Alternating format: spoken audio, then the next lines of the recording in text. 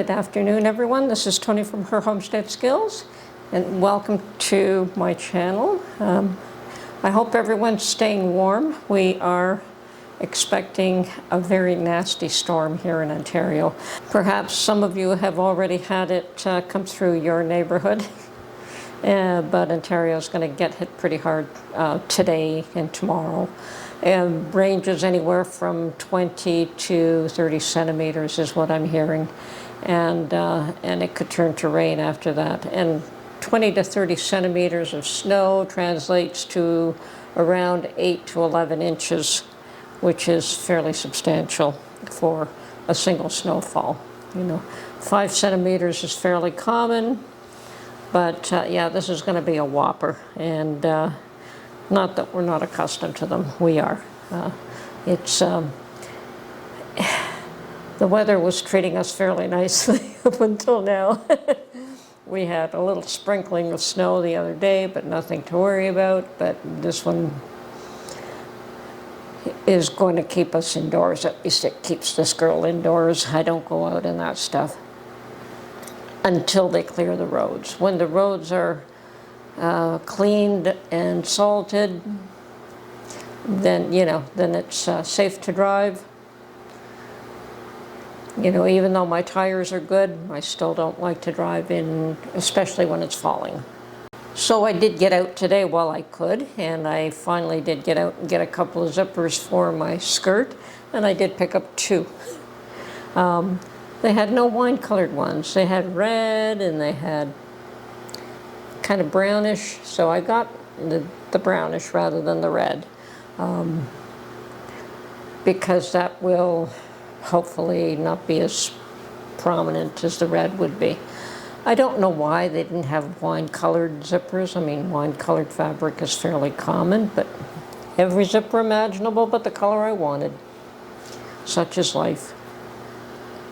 And it turns out that the store, the fabric store that I did go to, which is a Fabricland, they still do keep patterns in-house. I didn't realize what they had done is that they had turned the cabinets inward.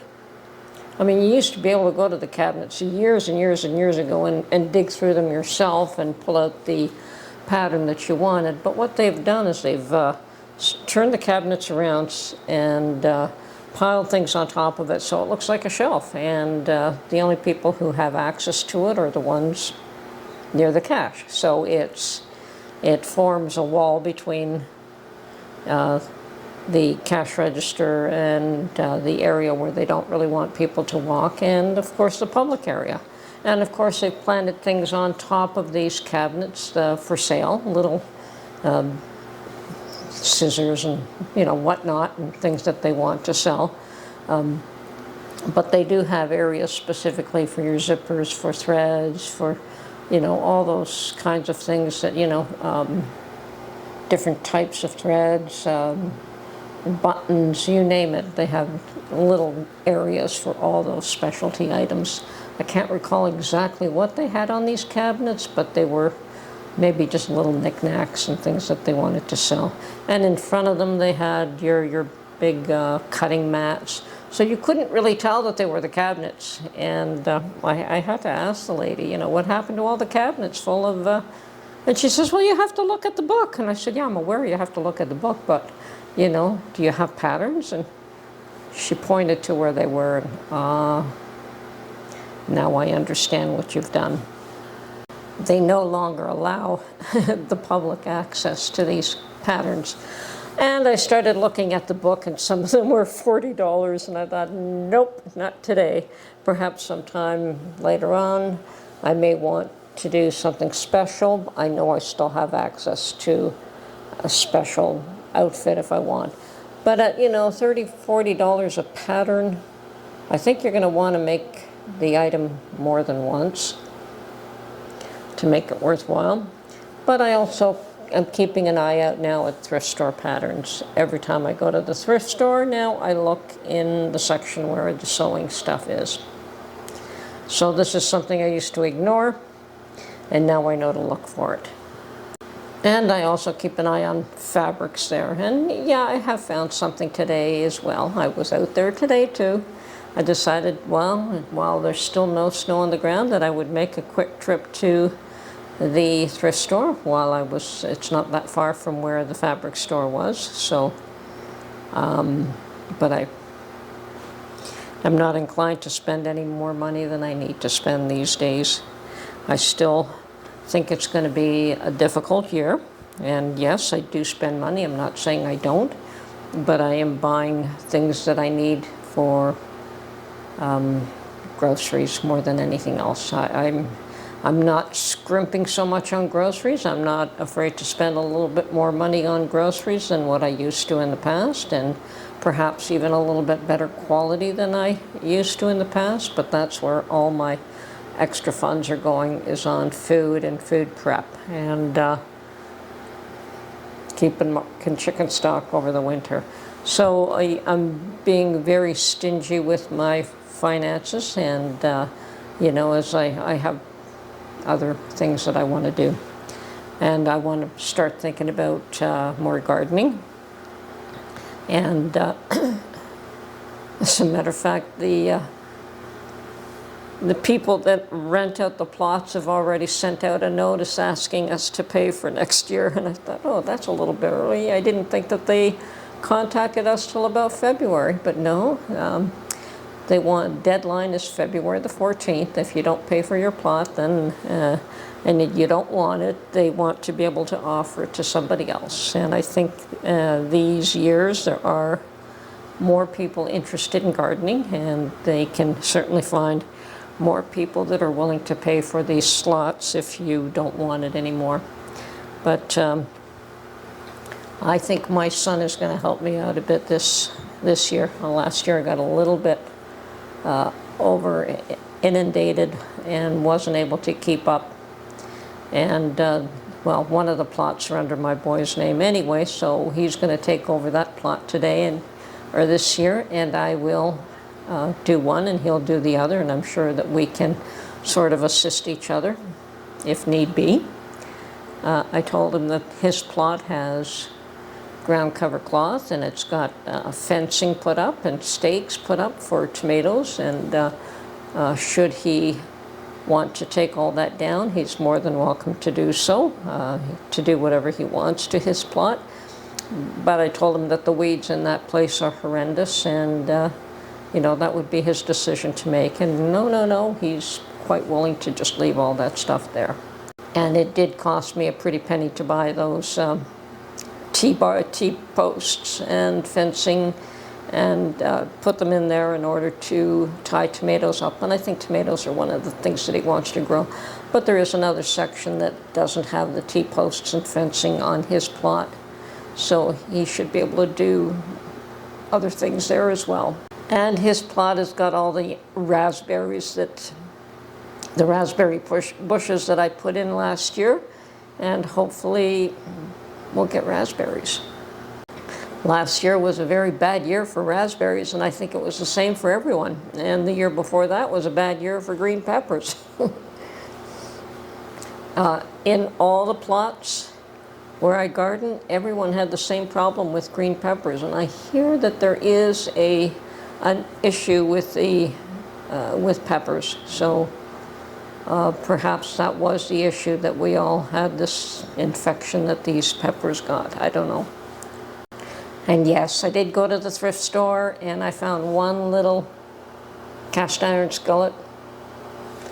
It was not something I would have bought. It was a nice little skillet made in Taiwan. Just not interested. As I said, I have so much cast iron at this point. And what I'm going to suggest to most people is that maybe all you really need is a skillet or two, an 8-inch, a 10-inch, depending on the size that you like, and your family size.